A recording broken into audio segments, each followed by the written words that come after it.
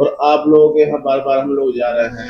بتاؤ ہر مسجد کے امام صاحب آپ کے یہاں پہنچے نہیں پہنچے؟ نائب رسول ہے. ایک جو امام ہوتا ہے وہ نائب رسول ہوتا ہے اور وہ امام آپ کے گھر پر بار بار جا رہا ہے. دیکھو رحمانیہ والے بھی آپ کے یہاں گئے, افسری مسجد کے وہ امام صاحب آپ کے پاس گئے, بیت المکرم والے وہ بھی گئے, اور جتنے بھی امام ہیں یعنی پورے حلقے میں اس کی ہلچل مچ گئی. آپ کے یہاں کا مسئلہ تھا, لیکن آپ سے ہم درخواست کر رہے تھے کہ بھائی آپ اس کو ڈی جے کو اٹھا کے آپ بھیج دیجیے, لیکن آپ بولے ٹھیک ہے بجائیں گے نہیں.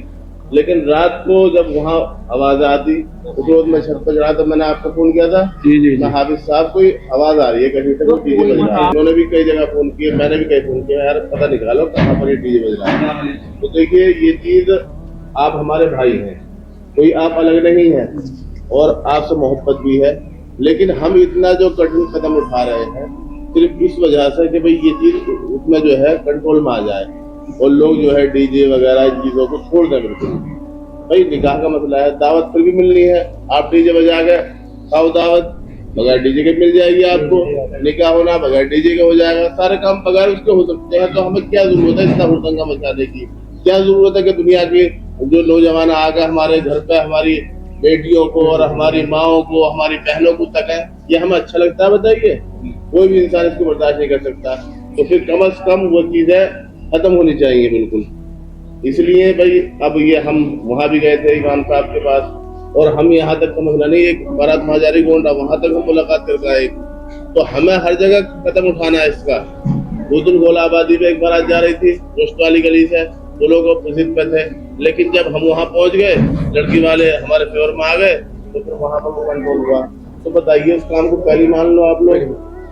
ہم پریشانی اٹھا رہے ہیں, پیٹرول پھونک رہے ہیں, ہم ہر طریقے سے پیسہ بھی اٹھا رہے ہیں, ہم ہر طریقے سے. اب مولانا 10,000 روپے دیے وہاں پر, تو بولے ہمارا ایڈوانس پہنچ گیا بینڈ والے پہ, ہم مانیں گے نہیں. تو مولانا 10,000 روپے دیے, پھر اس کے بعد انہیں احساس ہوا, بعد میں لوٹا گئے. انہوں نے لے لیا اس ٹائم تو, لیکن جب لوگوں نے کہا رہے تم نے بتاؤ, تو ہم لوگوں نے وہ بھی قدم اٹھایا. اور ہم آج بھی یہ ہے, ہمیں کوئی پریشانی آتی ہے تو ہم اس کے لیے پیسہ بھی خرچ کرنے کو تیار ہے. بتائیے جب ہم اتنی پریشانیاں اٹھا رہے ہیں ہر طریقے سے, اور جگہ جگہ ہم جا رہے ہیں, اور آپ لوگوں سے درخواست کر رہے ہیں کہ بیٹا مان جاؤ, آپ ماننے کو تیار نہیں. بتائیے ایک بیٹے کی بات اتنی اونچی مانی جا رہی ہے, ایک ہمارے کیا ہے بھائی کی, اور اس کی بات ہم اتنی اونچی رکھ رہے ہیں, ایک امام کی ہم بات نہیں مان رہے. ہر مسجد کا امام تمہارے گھر پہ جا رہا, بتائیے کتنے افسوس کی بات ہے.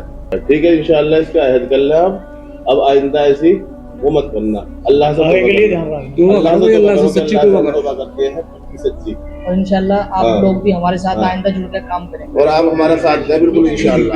دیکھو آپ ہمارے بھائی ہیں, اگر کبھی ہو رہی ہے تو ہم اس کے آپ کو ساتھ دیں گے انشاءاللہ, ہر طریقے سے تیار آپ کے ساتھ.